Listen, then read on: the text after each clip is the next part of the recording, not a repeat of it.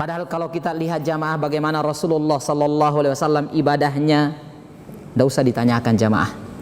Beliau adalah manusia terbaik, manusia yang diampuni dosanya, dijamin masuk surga, diterima amalan ibadahnya, tetapi subhanallah istighfarnya dan taubatnya kepada Allah. Maka tentunya mimbabil aula adalah kita jamaah. Lebih pantas untuk kita seperti apa yang dilakukan oleh Nabi sallallahu alaihi wasallam. Maka jamaah, mudah-mudahan apa yang kita dengarkan dari muqaddimah beliau ini, dan ini telah kita sebutkan ini sebagai kembali mengingatkan antum semuanya, sekaligus untuk mengingatkan saya terkait dengan pembahasan-pembahasan yang telah berlalu, terkait dengan ini yang telah disebutkan oleh Asy-Syaikh rahimahullahu ta'ala. Kemudian kita masuk selanjutnya adalah beliau mengingatkan kepada kita i'lam. Perhatikan kata-kata i'lam, itu adalah bentuk pemberitahuan. Kalau kita mengatakan contohnya seperti ini, itu adalah i'lam. Perhatikan, himbauan, perhatikan i'lam. Apa kata beliau? Arsyadakallahu li ta'atihi. Ketahuilah, arsyadaka, semoga Allah subhanahu wa ta'ala arsyadaka, membimbing anda, membimbing kamu untuk apa? Li ta'atihi, untuk mentaatinya. Subhanallah jamaah, perhatikan bagaimana keterangan beliau, penjelasan beliau terkait dengan masalah arsyadakallahu li ta'atihi adalah beliau berdoa selanjutnya, mudah-mudahan Allah membimbing anda, mengarahkan anda untuk senantiasa di atas ketaatan kepada Allah subhanahu wa ta'ala. Maka jamaah yang dimuliakan oleh Allah subhanahu wa ta'ala, dalam bimbingan dan arahan seperti ini yang disebutkan oleh beliau, maka manusia itu terbagi menjadi 3 golongan jamaah. Entah kita di mana di antara 3 golongan manusia ini. Dari keterangan beliau, arsyadakallahu li ta'atihi, semoga Allah membimbing kamu, mengarahkan kamu untuk senantiasa mentaatinya. Maka dari sini manusia terbagi 3 bagian atau 3 kelompok. Yang pertama, ada manusia yang namanya rasyid. Apa itu rasyid? Adalah orang, artinya orang yang mengetahui kebenaran atau kebaikan, kemudian dia mengamalkannya. Itulah namanya rasyid. Adalah orang yang mengetahui kebenaran, mengetahui kebaikan, kemudian dia amalkan. Jenis manusia yang kedua dalam masalah ini adalah ada yang namanya zalim. Artinya bagaimana dikatakan manusia yang zalim? Adalah orang yang tahu kebenaran tetapi tidak mengamalkan kebenaran tersebut. Itulah namanya zalim. Kemudian jenis manusia yang ketiga adalah ada namanya dhalun. Apa itu yang dikatakan dhalum? Maka kata para ulama adalah artinya orang yang tersesat. Kenapa? Dia tidak tahu kebenaran dan tidak juga beramal dengan kebenaran. Itulah yang namanya dhol. Itulah yang namanya dhol. Maka kita di mana di sini jamaah? Apakah kita berada di tingkatan pertama adalah rasyid? Kita tahu kebenaran kemudian kita mengamalkannya. Kemudian apakah di yang kedua adalah kita termasuk manusia-manusia yang zalim? Kedoliman itu bukan semata-mata zalim kepada orang lain, tapi zalim kepada diri kita sendiri jamaah. Kita tahu kebenaran tapi kita tidak amalkan, itu zalim pada diri kita sendiri. Nah, atau kita masuk dalam kategori dhalun. Nah ini jamaah yang dimuliakan dan dirahmati oleh Allah subhanahu wa ta'ala, tentunya harapan kita belajar agama, kita mempelajari agama yang diajarkan oleh Nabi kita Muhammad sallallahu alaihi wasallam, bukan semata-mata jamaah kita ingin dikatakan adalah sebagai seorang ustadz, orang yang terpandang, bukan itu jamaah. Perhatikan, dalam belajar agama Jangan karena kita malu dengan teman, bukan jamaah. Tetapi betul-betul kita belajar agama karena ingin menghilangkan kekurangan demi kekurangan, kebodohan demi kebodohan yang ada pada diri kita. Karena perhatikan jamaah, tak kala seseorang belajar agama itu dalam rangka untuk mengarahkan manusia kepada dia, ini jadi masalah. Terkadang ada seperti itu jamaah. Kita menjadi seorang ustadz, kita usahakan orang ke kita. Nah, ini bisa terlihat jamaah ketika dia mengajar sedikit, orang yang diajar dia malas. Tapi ketika dia senang, ketika dia lihat orang, wow, masya Allah banyaknya. Tapi ketika muridnya hanya 2-3 orang yang diajar, lemas. Nah, ini menjelaskan kepada kita jamaah, artinya kita berusaha berdoa, meminta, memohon kepada Allah Subhanahu wa taala. Karena semuanya itu tidak akan mungkin kita lepas kecuali dengan hidayah dari Allah Subhanahu wa taala. Bukan karena kepintaran kita jamaah, bukan karena kecerdasan kita, bukan. Tetapi semuanya karena hidayah dari Allah Subhanahu wa taala. Kita paham ilmu agama adalah untuk mengamalkannya, bukan untuk yang lainnya. Kemudian jamaah lanjut, kata beliau, lihat saya bacakan, annal hanifiyata millata ibrahima an ta'budallaha wahdah. Perhatikan kata beliau, bahwasanya annal hanifiyah millata Ibrahim, agamanya Nabi Ibrahim alaihi salatu wassalam. Apa itu agamanya Nabi Ibrahim? An ta'budallaha, kamu beribadah kepada Allah Subhanahu wa taala wahdah semata, mukhlisan dalam keadaan ikhlas. Lahuddin, agama kita ikhlaskan karena Allah Subhanahu wa taala. Perhatikan di sini jamaah, titik poin utama yang kita sebutkan adalah, disebutkan di sini adalah mukhlisan lahuddin. Maka diterangkan bahwasanya mukhlisan lahuddin, kata Syekh Shalih Al-Fauzan hafizahullah taala, beliau mengatakan, apa itu maksudnya mukhlisan lahuddin? Tajtanibu asyirk, Anda menjauhi yang namanya kesyirikan, semua dari bentuk-bentuk kesyirikan. Ini kata beliau, kenapa? Li'annal ibadata, karena yang namanya ibadah idza khalataha asyirk batalat. Perhatikan jamaah, yang namanya mukhlis, ikhlas adalah menjauhkan diri kita dari yang namanya perbuatan-perbuatan syirik. Apakah asyirkul asghar, apalagi asyirkul akbar, syirik kecil, yaitu riya. Apalagi yang namanya adalah asyirkul akbar, adalah syirik besar. Mimbabil aula, tentunya lebih pantas. Apa kata beliau? Adalah kenapa? Karena li'annal ibadah apapun yang kita lakukan, jika tercampur dengan kesyirikan, maka apa yang terjadi? Batalat. Maka ibadah itu akan batal. Tidak ada nilainya jamaah. Inilah kata Allah Subhanahu wa taala, wa qadimna ila ma 'amilu min amalin faja'alnahu haba'an mansura. Kami akan hadapi amalan-amalan mereka yang mereka kerjakan bagaikan debu-debu yang berterbangan. Na'udzubillahi min dzalik. Di saat kita jamaah butuh amalan, butuh kebaikan, ternyata amalan ibadah kita menjadi debu-debu yang berterbangan. Na'udzubillahi min dzalik. Kenapa jamaah? Karena kita sendiri, gara-gara kita sendiri, ketika ibadah ingin dikatakan alim, ketika bersedekah, berimpak ingin dikatakan dermawan, ketika thalabatul ilm, belajar ilmu agama, membaca Al-Quran, ingin dikatakan seorang alim, ingin dikatakan qari. Na'udzubillahi min dzalik. Ini semuanya kita jauhi jamaah.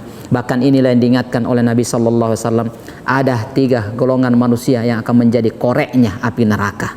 Ini dia. Yang paling pertama akan dinyalakan api neraka bagi dia, ini dia. Orang yang bersedekah ingin dikatakan dermawan, orang yang thalabatul ilm ingin dikatakan sebagai orang alim, Orang yang membaca Al-Quran ingin dikatakan qari, maka ini kita jauhi jamaah. Kita jauhkan, berusaha bagaimana terus dan terus membenahi diri kita. Karena kapan terjatuh ke dalam hal ini jamaah, selesai permasalahan kita. Ibadah yang kita harapkan, yang kita capek beribadah jamaah, ternyata habis karena kita sendiri. Maka kita beribadah bukan karena teman, kita beribadah bukan karena ustadz, kita beribadah bukan karena tetangga, kita beribadah bukan karena suami, kita beribadah bukan karena istri, kita beribadah bukan karena anak, bukan jamaah, tetapi karena Allah Subhanahu wa ta'ala. Tetapi bagaimana Pak Ustadz ketika saya ibadah, saya dengan ikhlas semata karena Allah, tiba-tiba saya dipuji, saya disanjung, saya begini. Kata apa Rasulullah sallallahu alaihi wasallam? Tilkal busyrah. Itulah khabar gembira ajilun nas yang disegerakan kepada manusia. Bukan karena riaknya kita jamaah, tetapi kabar gembira yang Allah segerakan untuk kita. Subhanallah. Tetapi semua apa yang kita lakukan ikhwati fiddin barakallahu fikum jami'ah adalah mari kita untuk saling tanasuh, saling nasihat menasihati, saling mengingatkan antara satu. Ketika ada yang ini maka diingatkan dan diingatkan. Ini ikhwah wa akhwat rahimani wa rahimakumullahu jami'an. Kemudian perlu diingat, di mana telah diterangkan oleh Syekh Shalih Al Fauzan bahwasanya yang namanya khalisan adalah ikhlas, harus menjauhi yang namanya kesyirikan. Maka ingat, suatu ibadah dikatakan ikhlas, sebagian para ulama mengatakan itu tentunya harus terpenuhi 3 syarat. Ada yang mengatakan dikatakan ibadah ikhlas ketika terpenuhi 2 syarat. Ada yang mengatakan 2, ada yang mengatakan 3. Tetapi yang mengatakan 2, yang ketiga ini masuk bergabung menjadi 1. Kita sebutkan dulu yang 2. Mereka mengatakan syarat suatu ibadah dikatakan ikhlas. Apa itu? Yang pertama adalah ibadatun lillahi wahdah, adalah ibadah semata karena Allah Subhanahu wa ta'ala. Jadi kapan ada seseorang yang beribadah bukan karena Allah, selesai jamaah. Tidak ada nilai dari ibadah yang dia kerjakan. Ini yang pertama adalah harus ikhlas karena Allah. Syarat yang kedua dikatakan suatu ibadah ikhlas adalah al-ibadatu, tentunya apa? Adalah ittiba'un Nabi sallallahu alaihi wasallam. Harus mencontoh Nabi sallallahu alaihi wasallam. Harus mencontoh apa yang dilakukan oleh Nabi sallallahu alaihi wasallam. Terkadang jamaah kita melakukan suatu amalan ibadah sesuai dengan tuntunan Nabi tetapi tidak ikhlas. Kadang dia ikhlas tapi tidak sesuai dengan apa yang dituntunkan oleh Nabi sallallahu alaihi wasallam. Bahkan ini juga disebutkan oleh para ulama adalah tanda dari tanda diterimanya amalan kita. Dengan 2 ini. Walaupun sebagiannya menyebutkan bahwasanya ada yang ketiga, harus tauhid. Harus bertauhid.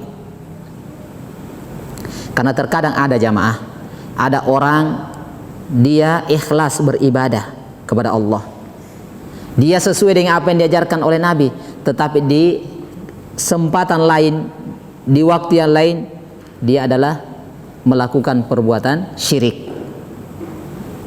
Sehingga ini mereka menyebutkan harus tauhidnya bagus karena semata karena Allah. Yang kedua, yang ketiga adalah mengikuti, mencontoh apa yang diajarkan oleh Nabi sallallahu alaihi wasallam. Saya kira ini mungkin sedikit yang butuh kita ingatkan di sini terkait dengan annal hanifiyata millata Ibrahima anta budallaha wahdah mukhlishan lahuddin. Ini jamaah yang dimuliakan dan dirahmati oleh Allah Subhanahu wa ta'ala. Kemudian jamaah, telah diterangkan juga, dengan inilah Allah Subhanahu wa ta'ala amarallahu jami'an al-khalq atau jami'an nas. Oleh karena itu dengan ini pula Allah Subhanahu wa ta'ala memerintahkan kepada seluruh manusia. Apa itu? Adalah kata Allah Subhanahu wa ta'ala di dalam Al-Quran surah Az-Zariyat ayat yang ke-56. Apa kata Allah Subhanahu wa ta'ala? Wa ma khalaqatul jinna wal insa illa liya'buduni. Kata Allah Subhanahu wa taala, tidaklah saya menciptakan jin dan manusia kecuali apa? Illa liya'buduni, kecuali beribadah kepadaku. Asalnya kata ini jamaah adalah ya'buduna. Tidak ada nanya, langsung ya'buduni, langsung Allah Subhanahu wa taala sandarkan kepada dia untuk beribadah kepada saya, kepada Allah Subhanahu wa taala. Ini tujuan kita jamaah. Diciptakan, tujuan jin diciptakan untuk apa? Adalah beribadah kepada Allah Subhanahu wa taala. Bahkan diterangkan oleh para ulama bahwasanya Nabi Ibrahim alaihi salatu wassalam da'an nasu ila ibadatillahi. Adalah Nabi Ibrahim alaihi salatu wassalam mengajak seluruh manusia untuk beribadah hanya kepada Allah Subhanahu wa taala. Sama ka ghairihi minan nabiyyin, sama dengan dakwah yang lainnya, adalah mengajak manusia untuk ibadah semata kepada Allah Subhanahu wa taala. Sehingga diterangkan oleh Syekh Shalih Al-Fauzan, kullul anbiya da'aun nasa ila ibadatillah. Adalah dakwah seluruh para nabi dan rasul. Apa itu? Adalah da'aun nasa ila ibadatillah, mengajak manusia seluruhnya untuk beribadah semata kepada Allah Subhanahu wa taala. Kemudian disebutkan apa? Adalah watarka ibadati masiwah, untuk meninggalkan semua ibadah selain Allah Subhanahu wa taala. Kama qala Allah taala, sebagaimana firman Allah Subhanahu wa taala, walaqad ba'atsna fi kulli ummatin rasula. Sungguh benar-benar, perhatikan di sini, walaqad, ada lam taukid, ada qad taukid. Disebutkan ba'atsna fi kulli ummah, kami telah mengutus, sungguh benar-benar kami telah mengutus kepada umat manusia rasulah, seorang rasul. Apa tugasnya? Ani'budullaha, untuk memerintahkan ibadah hanya kepada Allah. Wajtanibut tagut, dan menjauhi yang namanya tagut, sesuatu yang disembah selain Allah Subhanahu wa taala. Inilah dakwah para nabi dan rasul. Dakwah para nabi dan rasul. Ini jamaah yang dimuliakan dan dirahmati oleh Allah Subhanahu wa taala. Wallahu taala alam bissawab. Maka ini antum cermati jamaah. Kenapa? Karena ini berkelanjutan dari keterangan Syekh. Antum harus pahami alur dari uraian Syekh Muhammad Al-Mujaddid At-Tamimi rahimahullahu taala. Dia bagus sekali. Setelah kita paham terkait dengan bahwasanya Allah Subhanahu wa taala menciptakan kita, tujuannya apa? Adalah ibadatullahi wahdah, mukhlishan lahuddin.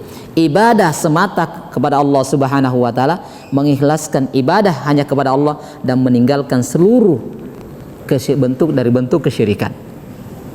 Maka lihat keterangan selanjutnya, saya bacakan. Fa idza arafta, jika Anda telah mengetahui annallaha khalaqaka li ibadatihi. Coba perhatikan. Apabila Anda telah mengetahui bahwasanya Allah Subhanahu wa taala menciptakan Anda, tujuannya apa? Adalah wa ma khalaqatul jinna wal insa illa liya'budun. Tidaklah saya menciptakan jin dan manusia kecuali untuk beribadah kepadaku, kata Allah.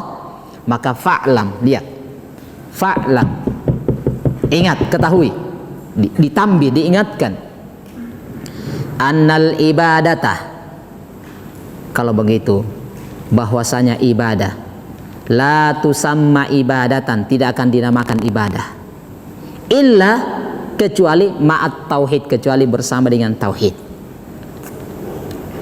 Jadi ibadah tidak akan dikatakan namanya ibadah kecuali dengan tauhid. Apa itu tauhid?